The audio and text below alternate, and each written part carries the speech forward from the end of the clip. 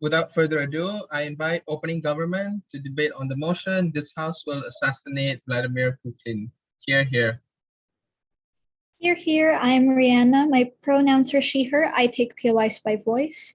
And I'll start my speech in 3, 2, 1.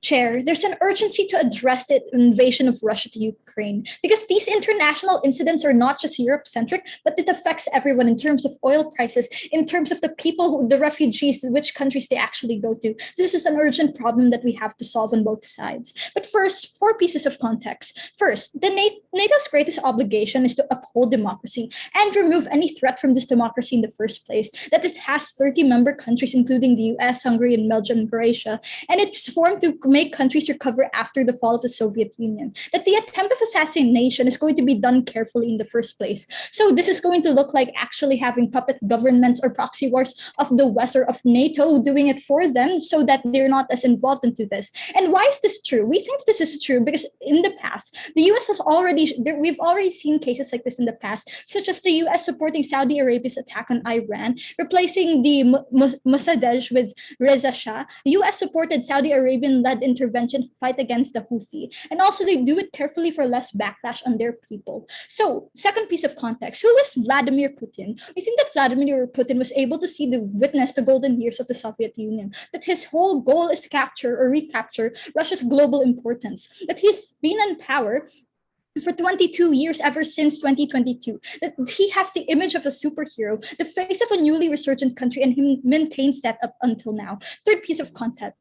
NATO and Russia do not have good relationships with each other, especially now that currently most of the buffer zone states are pivoting towards the West because of the protections that they have, that they will stop at nothing to claim Ukraine and bring back the Soviet Union, not only for what they think is their own protection, but their own global importance. What does the opposition have to defend in this debate? They have to defend a world where Putin has already multiple connections and is unlikely to stop, that they have Moldova, who's a non-NATO border state and likely to be annexed by Russia since they'll be talking Donbass, and Belarus to the north of Ukraine, the closest to Kyiv, where they help secure the capital of Ukraine through territorial proximity. That India has not joined the condemnation, China refused to call it an invasion and repeatedly blames the West. That in the media, they keep on fueling anti-West rhetoric and that it's NATO and Biden's fault. So what do we have to defend then on our side? That it is within NATO's interest to assassinate Vladimir Putin, and not doing so will only cause global instability as a whole. So 2 arguments. First, the only applicable solution to stopping Vladimir Putin is 3 levels under this. First, his stubbornness is not going to be done in a democratic means. So why is this assassination valid? That he's the one who enacted most of the changes in the government, the huge depletion in the morale of Russia, to destabilize the act of recreating the Soviet Union, and he does not accept diplomatic means of concessions. That he's stubborn and has a great influence over the people, the cults of personality, heavy propaganda, high approval ratings, that he is the reason why there's significant changes in Russian law, and he's able to successfully extend his term for 2 decades and might even continue to do so if we don't stop him now. That these efforts are seen as attempting to rebuild Soviet Russia, that they're trying to take over the Arctic areas, Ukraine, etc. Second level, Russia's invasion and unity is only possible with Putin in power. So because of Vladimir Putin, the old oligarchs in Russia are united and put into place under his regime. That without him, we destabilize the continual stability of Russia at the moment, because the only reason why they're subservient to the Russian government is because of Putin's threats over these oligarchs and making sure right next to him. No, I'll take you later. The oligarchs have their own interest in doing what they want for them, which is to make money for themselves, which usually involves illegal trade in math and those kinds of demagogy. That without his overall leadership, Russia will fall into chaos with a power vacuum because of his long leadership. That they will have to end up stop fighting and fight their own civil wars. So what then is the alternative on opposition side? 1, Ukraine continues to suffer. That all the military support currently is not going to be enough to win the war. That what happens then after Ukraine gets to be a puppet government of Russia? We end up with other countries possibly being invaded by Russia. But second, Russians are already protesting against his actions. That the people who are from Russia who are joining the war in the first place don't want to fight. That we give these people the ability to actually change Russia for the better by removing the leader that's oppressing them. Second argument, if not, before that, economic effects will be too drastic. 4 levels into this. First, sanctions and tariffs only work when the leader is willing to concede. This hurts the people on the ground because it's not their leader's fault like that. So what does this look like? Because their leader is the one who's actually, or their protests that are happening in Russia that are seen on the media, who are not listened to, who are even put to jail, or where social media is not even being able to be used in Russia. First, I'll take that POI. What does the proxy war attempting to assassinate Putin look like? The proxy war attempting to assassinate Putin looks like having other countries such as Ukraine are actually actively explaining to those countries who are allied to NATO to actually assassinate Putin. That it's their men, it is their resources that will be used. Only they will be given the money for it to happen. That it will be under their name. Okay, continuing on. Putin has only gotten more aggressive after these kinds of sanctions. That these sanctions and tariff only works when the leader is willing to concede. That in February 24, 2022. The officially commenced military operation in Ukraine happened despite whatever sanctions is being put onto Russia, despite the political pressure that the NATO is already putting onto them. Second, the world cannot sustain this for the long term, especially when Russia is one of the largest supplier of oil in the top 3 suppliers of the world. That we see that people outside of Russia are already experiencing oil prices rising. That we see that in other nations, especially even us in Asia, feel this, that the oil is rising, that the people on the ground, especially the transportation drivers, are unable to keep up with this rising oil prices, or the people or the lower classes are unable to keep up with it. So therefore, they continue to struggle because of the sanctions put on Russia. Not only are the people in Russia suffering, but so are the people outside of internationally. Third level, refugees and civilians cannot be fully accounted for. This means that we're currently relying on donations. We're currently relying on the goodness of the hearts of the people to accept refugees, to actually these NATO countries sending their equipment to them. That they're not even doing this to the fullest extent because they're still debating on the fact whether or not they should even be sending aircrafts to fully help Ukraine in the first place. That they're still hesitant about attacking Russia because of backlash that they will be facing. Fourth level, why is this important to NATO? Upon assassination, they will be bringing in puppet governments and actors to destabilize the country. That this removes one large opposition actor, that we will have a more political and often economic control as the West and NATO. For all of these reasons, very proud to propose.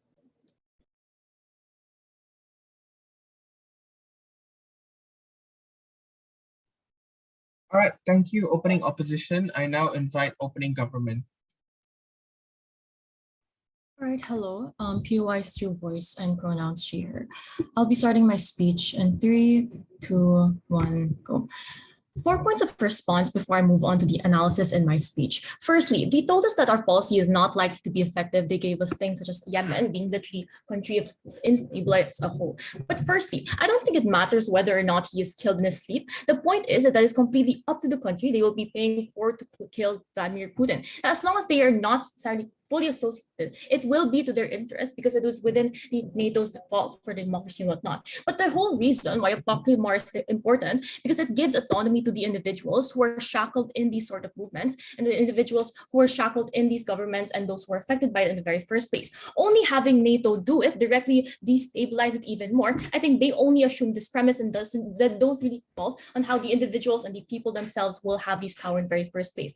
Because why exactly is assassination likely to work? Right? I think we already explained this, but let's further re-emphasize it. Because it's easier to focus your resources on removing the root problem, which is killing one person, versus, for example, what US and the first other proxy countries, which is the giving resources to Ukraine to fight a war that is genuinely losing, right? Because I think when solid is power in general, even if, for example, you say it's starting to work, we have already seen that Russia has been aggressive and that they are not likely to stop in these sort of situations. But secondly, they told us that as an alternative, we should just accept more refugees, give more people like these livelihoods and whatnot. However, one, your model assumes that Russia is not assertive as an actor, but two, it also assumes that this nation and like society and like the world in general is going to be able to supply this for the long-term situation. I think we already see right now how like multiple countries are not receiving refugees, not because they don't want to, but necessarily their resources isn't enough to encompass especially with multiple citizens also being within their line of interest. But second, I think this backing, like small backing you were talking about of Russia is short-term in general, because obviously within the war, sure, you may back out in certain portions,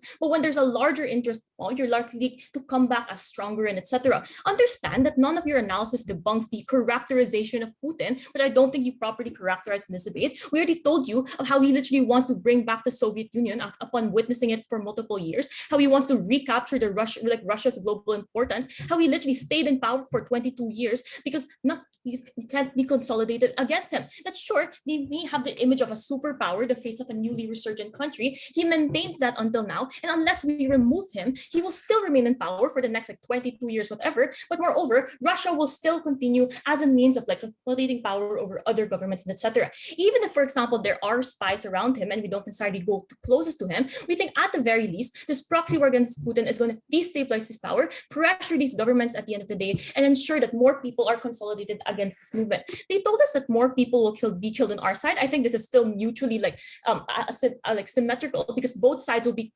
people will be killed anyway. At least on our side, we have some merit of being able to go against these killings and these bombs as well. They told us fourthly then that the leader that will be replaced is bad, that both NATO and their friends, the cronies underneath them will be bad. This is not like a terrorist group. We think that a lot of the oligarchs in the very first place are not actually the closest friends of Putin. That the reason, for example, why he's a hero is that he was able to prevent them from coming into power. Right now, they are really relegated to simpering to him. They are not one and the same value because they have other interests. We think that they're probably more interested in making sure their businesses, legal or illegal, grow in power rather than creating a new Soviet Union. But second, on the matter of NATO not being a quote-unquote benefactor, we already say that many people are rebelling against them, but they don't have any platform to go against them. But we think that NATO in themselves, consolidating this power and allowing these people to have this autonomy will be the greatest factor in killing Vladimir Putin at the end of the day. First argument then, that if ever Vladimir Putin succeeds, this invasion of Ukraine likely becomes a precedent for other world powers to be more successful at consolidation power.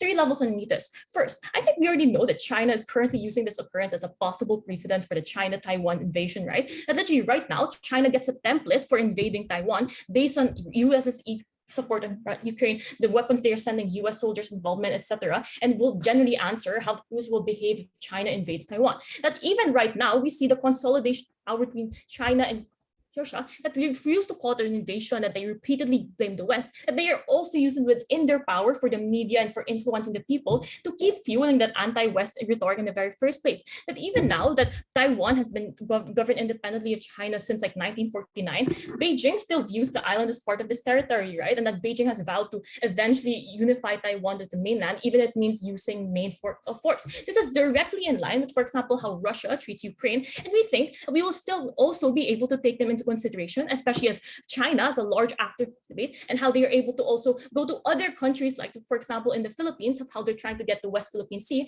and etc. That we think that we are able to place these countries and ensure that they have demoralization at the end of the day. We think that especially when, for example, Taiwan's leaders and citizens are against China and are allied with NATO, specifically the US, this in this manner gives us a lot more credibility, a lot more in this relations with Taiwan, etc. Because currently, while US provides Taiwan with offensive weapons, we think we're able to generally have this better thing as a whole. But second, we think that these large world powers, e.g. like Russia and China, consolidating power is the greatest threat to democracy and is likely the most likely scenario after Vladimir Putin is able to go to the Ukraine and whatnot. What does this look like? What are the examples that we have seen in the past? This looks like one, Iran, where China and Russia were against sanctions against Iran and even provided financial support during the Iran nuclear war, how they are an enemy of Saudi and Saudi's US's ally. But second, this also looks like Syria, where Russia funded the Syrian government and provided military support to fight rebel groups and that Saudi and US backed up. But third, this also looks like Afghanistan, right, where China and Russia recognized the Taliban. Now Russia provided Taliban with military support. That in general, they already have such a strong relation with one another that when it comes to the impact of democracy and the impact of spreading communism, etc.,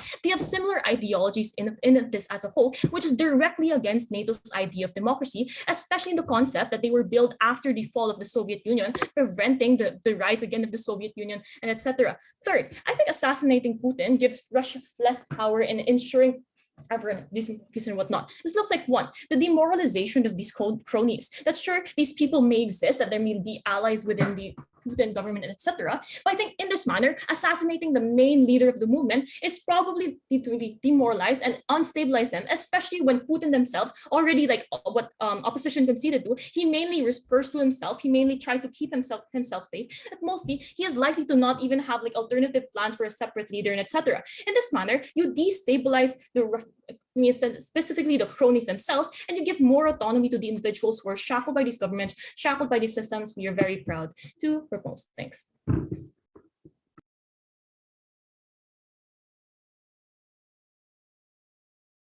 right, thank you, opening opposition. I now invite closing government.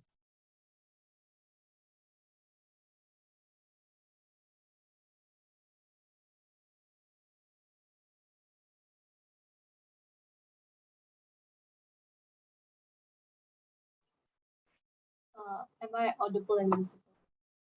Yes, you are.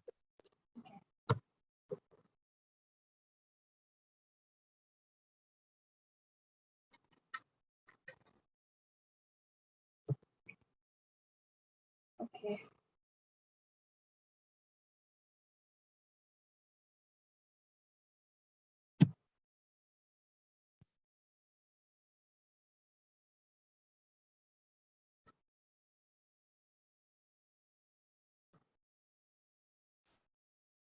Sometimes we think that violence is the way to solve problems and certain conflicts if it means that many innocent people won't be killed. We think that killing one evil Russian Putin is already very much justified. We're going to win on psychosis government. So let us first characterize what NATO actually looks like. We think NATO is influential on the global stage. It has like very high military capability when it comes to technologies and weapons. It has good relations and partnerships with Ukraine dating back to the early 1990s. We think that NATO was formed to ensure that the Soviet Union does not expand its ideals, communism, into other places of the globe. And currently, it acts as a body that helps its members of states through collective defense. If one member is under attack, the rest of NATO has an obligation to help them. And this is going to help us in our case later on. So just one rebuttal. Side opening opposition told us that assassination is not the way, and the alternative to that is that you're going to be accepting more refugees. But then, first of all, if you just accept more refugees, that just means that you let Putin continue to wage war on Ukraine and destroy Ukraine and like have like so many things destroyed in Ukraine, right? And take over Ukraine eventually. We don't think that that's even good for the reputation of NATO to admit defeat against Russia, right? But second of all, we think that if the killing of one dictator means the benefit of many other innocent people, we take the trade-off. We think assassination is the way and the most effective way to stop this war, right? And we think also like if you have like scruples and doubts over the morality of our actions that prevents you from pursuing like a greater good, it will never be possible for you to oppose dictators and oppose evil effectively. We think we do that best on our side because we also understand that like dictators themselves, they ignore normal ethical standards and international like laws, so they effectively place themselves beyond the protection of the law, and we don't think that that is justified. So we think that assassination is also a way to go, right? So few things I'm going to bring up in my speech. First of all, the obligation of NATO and why it is justified for them to do so. Second of all, the incentive of NATO to do so because it's an active debate. And third of all, I'm going to break the deadlock in the opening half, right? So first of all, on the obligation of NATO. We think that NATO has an obligation to stop this war and assassinate Putin, or at least attempt to do so, because first of all, NATO countries surround Russia and they have members that surround Russia, so they have an obligation to assassinate Putin because it affects their citizens the most, and because of that, they have like an obligation to their citizens, right? So we think that what's NATO's goal, right? It's to provide security for all its allies, and we don't think that its allies are having security now because of the war that's happening close to them, and right now the member states around Russia is not secure. So we think that that's one of the obligations of NATO. But second of all, we think that NATO has like it's the biggest organization and has the nations with the capability to stop Putin. They're one of the most influential organizations in the world. They have an obligation to stand against Putin's actions because they have the capability to do so compared to other organizations in international relations, right? And thus we think that NATO has to intervene and assassinate Putin, or else it will result in worse outcomes. Second of all, we're going to prove to you why it helps the overall image of NATO, as in NATO will be seen as a benevolent actor in this debate. So the premise of this this argument is that the world will be more likely to side with NATO because of the moral high ground that it's able to claim, and it's able to protect civilians from Putin's aggression. On a net, more people will be protected under our side, right? And the comparative against opposition is that on opposition, you have backlash because NATO is seen as useless and not doing anything, especially considering that World War III is likely to happen because Putin is not going to withdraw their troops anytime soon. You can see this from a trend of like these dictators, right? This poses a threat towards the whole globe, especially the members of NATO. So it's better to prevent the possibility of future harms and save more lives now as compared to waiting for the problem to happen and affect more people in the future, right? And second of all, we think that on opposition, countries on the Eastern Front are less likely to join NATO because the confidence of like previous Soviet states turned into NATO and NATO is shaken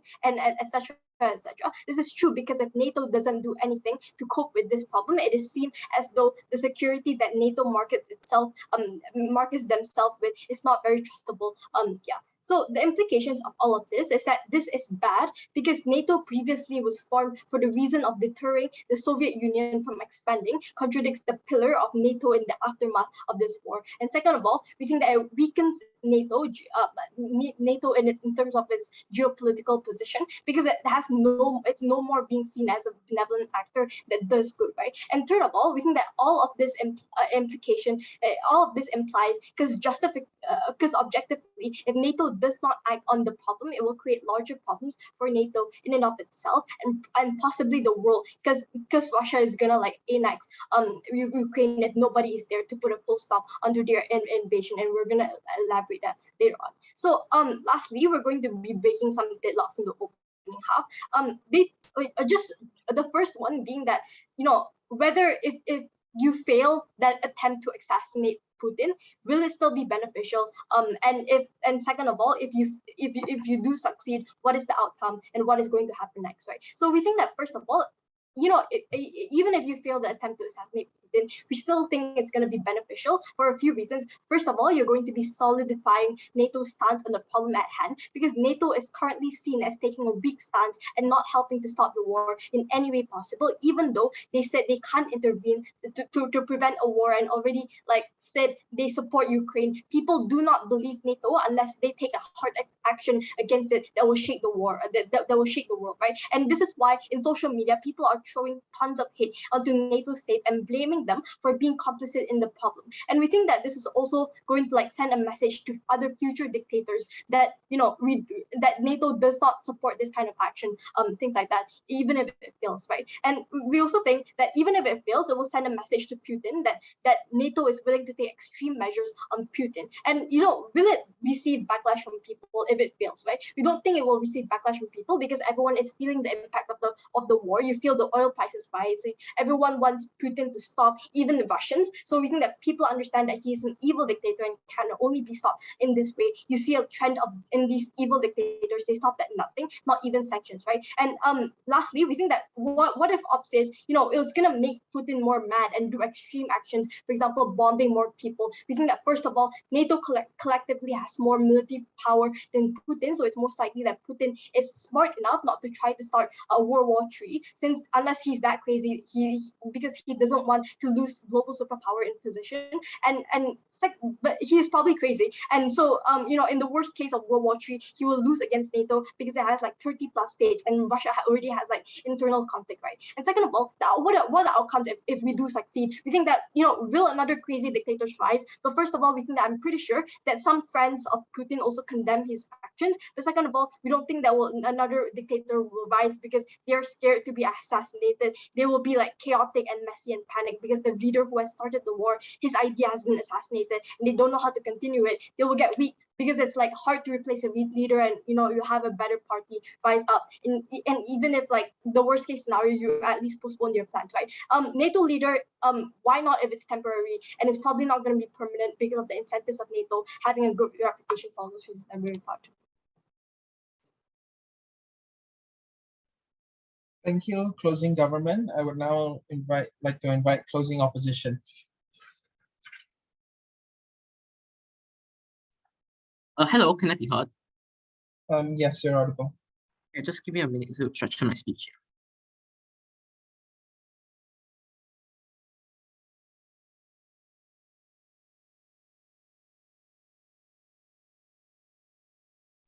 POIs in the chat. Won't be taking POIs my so please don't distract me. Yeah. General pronunciation. So starting my speech in 3, 2, 1. OO and OG today are arguing on the feasibility of assassination. Will it work? Will it not work? Today on CO, we will not argue on the feasibility point, but rather we'll argue that the very act of assassination itself, regardless of the feasibility and outcome, already sparked an escalation. We give you completely new analysis regardless of the feasibility point. Therefore, we prove that OG's claim on democracy and economic benefits, or if we prove that there are likely to be an escalation, then OG's claim on democracy, economic benefits in Taiwan, etc., their points cannot stand. Few points of recharacterization missing from OG and CG and OO. We think that who are the one they're starting more in the status quo? We think they're like military generals because they are doing those again military stronghold and influence in Ukraine. We say B because of Russian oligarch, which means they have the incentives to monopolize natural resources and industry in Ukraine, i.e. you have the coal mines and irons. What does it prove to you then? We say that in the absence of Ukraine, other leaders are going to replace Putin other way. They're going to continue his action. So we say secondly, they're likely to have the same incentive to continue their way for personal interest. What's our burden on site CO, all right? We prove to you we're not, we acknowledge on site CO, we're not going to eliminate war, but we just prove to you how on our side we're not escalate and worsen everything else. We don't need to prove the burden that we'll stop war. We think that the important thing is we do not escalate it to kill millions of citizens. Few points of rebuttals. OG and CG said there's no way to stop Putin, thus you need to assassinate him. We tell you why you said worsen everything in my substantive later. But then they said kind of say, oh, this is an obligation to assassinate Putin. Yes, we think that's the case, but we think the loss of millions of lives as a result of escalation basically outweigh this obligation. But then they say, oh, if you don't assassinate, there will be backlash. We say there will be more backlash under your side of the house when you create millions of refugees as a result of nuclear war, thus creating a refugee crisis. People will just start to blame NATO for the sudden irrational escalation with Russia. They just say, oh, this is in the interest of NATO to assassinate Putin. We say NATO is not a homogeneous identity. Within its member states, Germany and France, they all have like different incentives. But in fact, we say that Germany and France already want to reconcile with like Russia already. Therefore, although they want to claim that actually NATO has more like military power, we say they are not unified. Therefore, they cannot fight against a unified Russia, even if in the best case of side proposition, right? Therefore, we think that there's a lack of unifying voice, even if they're like more military power, right? Although our first substantive, and this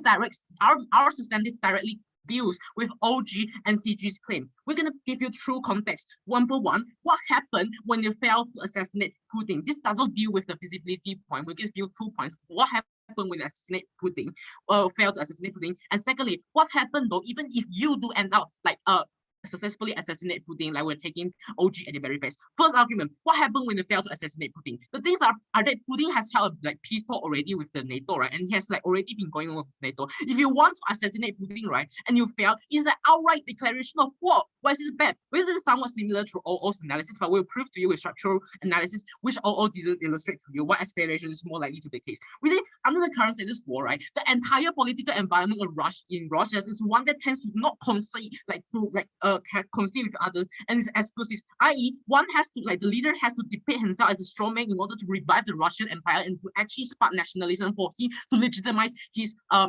regime. Like this is the analysis missing from all. This is why they need to rely on our characterization and to prove to you why is that escalation is more likely to be the case. We say Putin is currently a local strongman in Russia and he needs the image to justify his regime as he does not want to be depicted as weak by others leaders or his own people. Therefore, we say that proposition side they want to alienate Putin and give Putin the moral high ground to escalate the war and potentially in the most extreme cases using nuclear weapons if they do not succeed in assassinating Putin. We say that this means that you're currently terminating all potential negotiations which are currently ongoing. But then they say, oh, these negotiations do not actually spark any result. We say there are some values with these negotiations. With these negotiations, we're able to establish a human channel which we can use to like channel these immigrants across Poland to get them out of the Donbas region. Secondly, we say that with these negotiations, we're able to give the action to Ukraine to actually like negotiate with Putin. Thus, we have room for discussion on our side of the house. On their side, they completely want to terminate all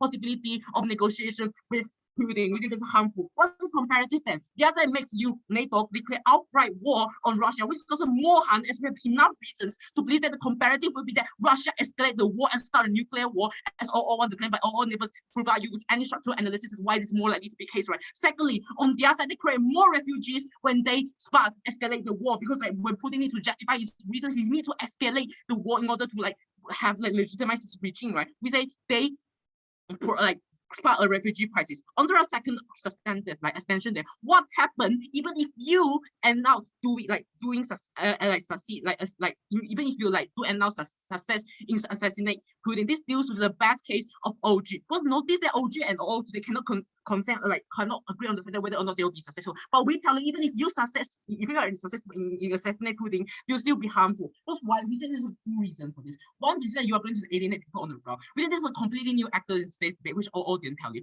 We said Putin still has a high popularity in Russia, right? Even some Russians call him father. This means that killing another country's leaders will create the image that NATO is actually interfering your own countries. You're interfering your country's internal affairs. It's most likely that people will develop further anger against the West. This means you create more toxic nationalism that push Russians to be irrational and start to actually start a war. And this directly links with our next analysis of the actors, which I'll bring up today, which is the successor of Putin. Because we tell you that the political environment in Russia is that you want to defeat yourself as a strong man so that you are not being ousted by other political opponents, right? Therefore, we think that the defense minister of Putin will most likely be a successor. But the defense minister will also have a strong man in Russia, but have no control over the oligarchs, right? So we say, as Putin's successor, he will need to justify his regime by initiating counter-strike against these NATO members. Therefore, he will need to escalate the war in order to appeal to massive Russian sentiments, because they believe that the other countries is just trying to eliminate our culture, trying to kill our leaders.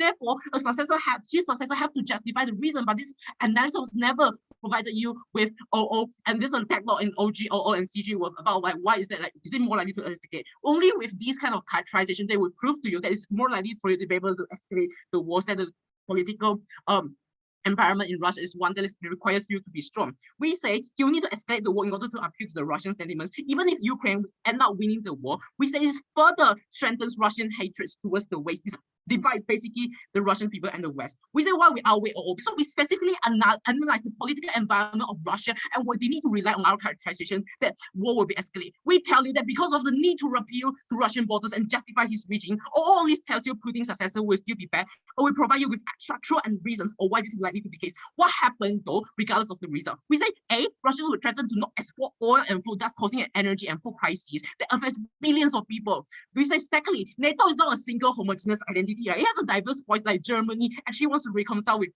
Russia because Germany's energy relies a lot on Russia, right? Therefore, with enough reason to believe that this will also tear NATO apart, because you cannot have a unifying voice within the NATO itself. For all of these reasons, so proud of those.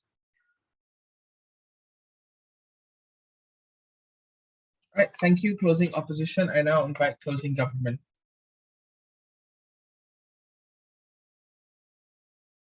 Okay, let me set up my timer and I'll open my camera and everything. Hold on.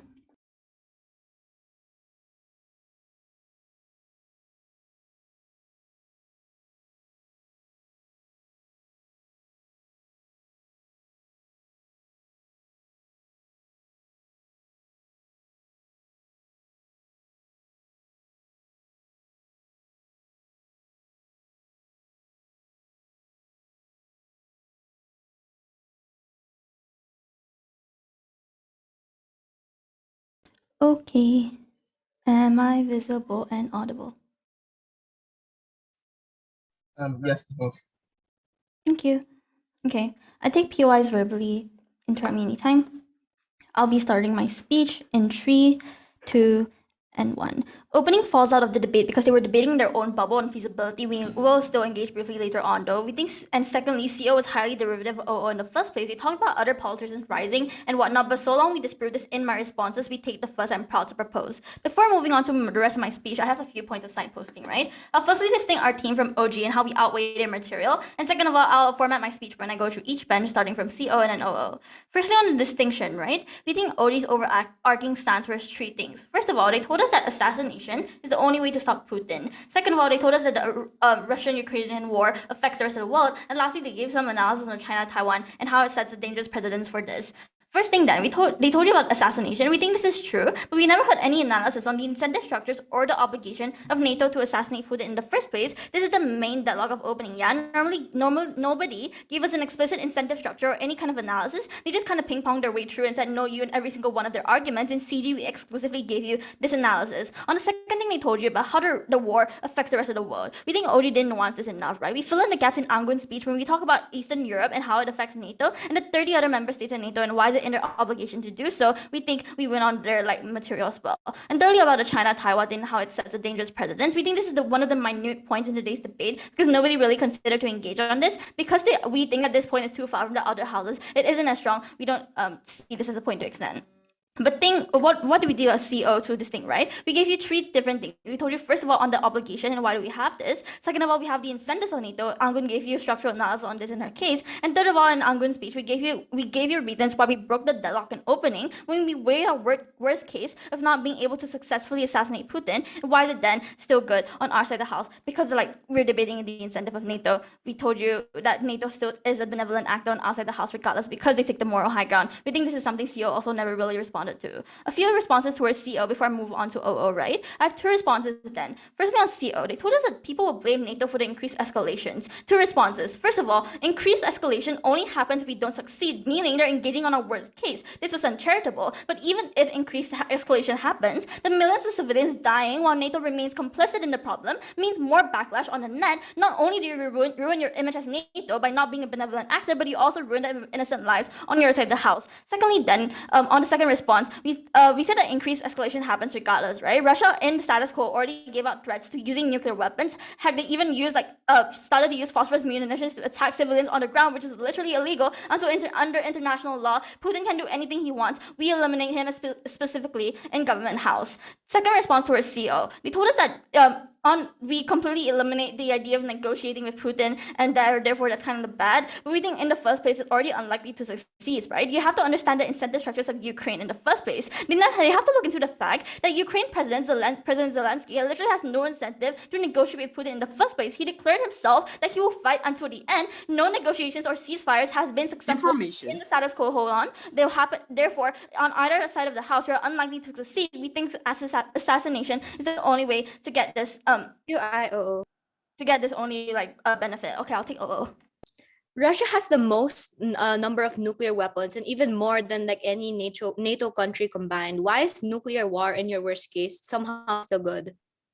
I'm pretty sure that regardless, because we assassinate Putin, therefore we kind of take away this whole harm in the first place. But even if nuclear war happens, we think it still is in the incentive of NATO because we still have the possibility of them being a benevolent actor because of the very reasons that Anggun told you. Maybe you should listen to my member's speech. On to the OO responses.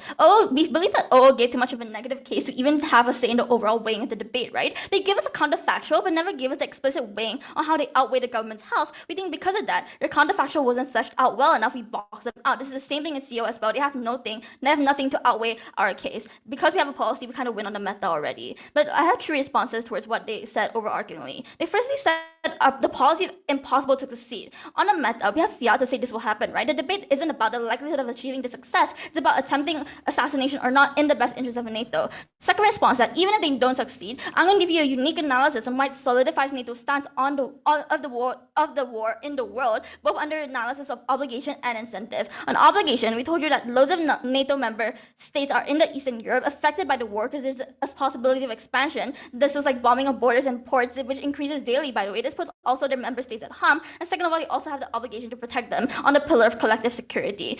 Secondly, then on the incentive, we told you that 3 things. First of all, NATO facing backlash right now isn't doing enough because they're seen as being complicit in the war. Therefore, it's bad for NATO's image in and of itself. Secondly, we told you that NATO has an incentive to become benevolent because they're literally a global international treaty. And third of all, NATO loses its possible future member states from the Eastern Europe front on their side of the house regardless, which is then all loses the geopolitical advantages they then have.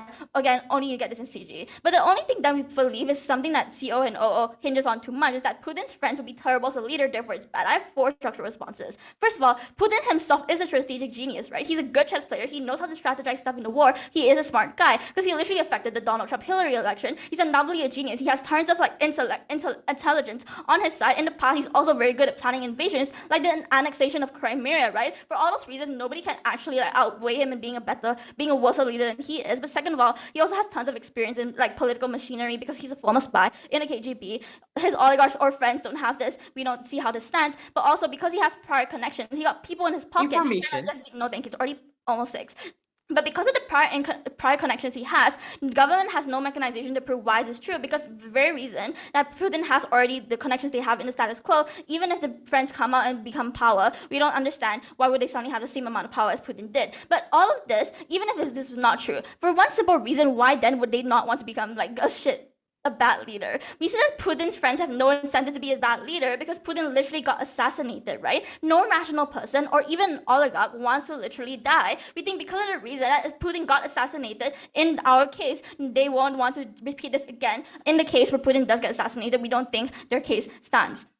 Lastly, on the counterfactual, where they accept more refugees, I think it's just incredibly not true because military control in Russia is already increasing day by day. There's no way for you to get these people safely out because like humanitarian corridors in and of itself are already being destroyed. But even if you accept more, we also have this in our case because we co-opt the same benefit in the status quo. We do not have this like more capital. We use the same capital as you. Therefore, for all those reasons, right, reading the counterfactual doesn't stand. It didn't give us enough positive case to win today's debate. For all those reasons, I'm very proud to propose. Thank you.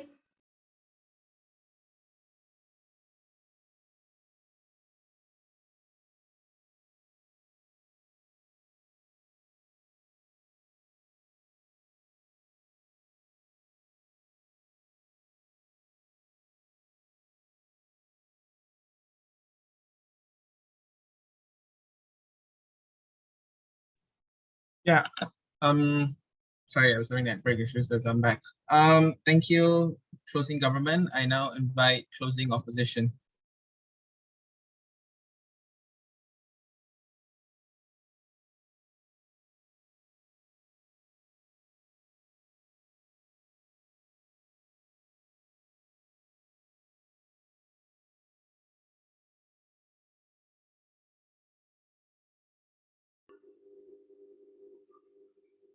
Okay, can I be both visible and audible?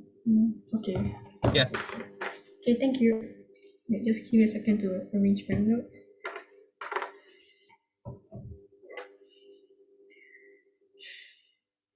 Starting my speech in 3, 2, 1.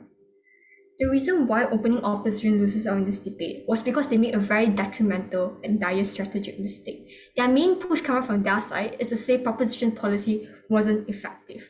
Why is this unstrategic? Because A, it's uncertain and it's also basically assertions. Because none of us would know what sort of tactics the CIA would use to tackle Putin or assassinate Putin to begin with. The second thing here to say is also because this sort of assumptions cannot be proved empirically or based on statistics insofar as it haven't happened before. But furthermore, I think proposition also has a fiat to assume that this sort of things would be successful to begin with. Why is this detrimental? Because then what happens is that they never dealt with the best case scenario from proposition that they do really succeed of assassinating Putin. We think, therefore, the entire case of why it's ineffective is something that's not important and not the main contention in this debate, insofar as cannot be empirically proven to begin with. Now, moving on, then why is this? Then CO will be the only side here to do with proposition best case that they have been pushing for on what happens if they do assassinate Putin. Although I think opposition did run on a one-liner on how like oligarchs and military were in place, therefore there's no difference. But I think it's uniquely on the side of closing opposition, where we gave you the analysis on the incentive of these oligarchs and even military generals to why they want to have the stronghold of power and why they want to continue their attacks on Ukraine. We say these are oligarchs, they have the incentive to invade Ukraine because Ukraine is a country rich in natural resources like irons or coal mines that they want to monopolize to begin with. We say general military leaders have the incentive to take over Ukraine because they want to gain a military stronghold and influence because that's literally their job to begin with. Therefore, what this does is inherently outweighs the entire incentive, the incentive analysis and outweigh the entire argument analysis coming up from sort of opening opposition. But then again, how do we deal with the deadlock coming from proposition side? Only on our side of the house, we gave you the nuances on why assassinating Putin, and even if it do succeed on the best case scenario, why is it worse? We say the reason why it's worse is because what it does is that it deters leaders from going on to negotiation table to begin. This was very unengaged coming from proposition, despite my first speaker already mentioning the begin with.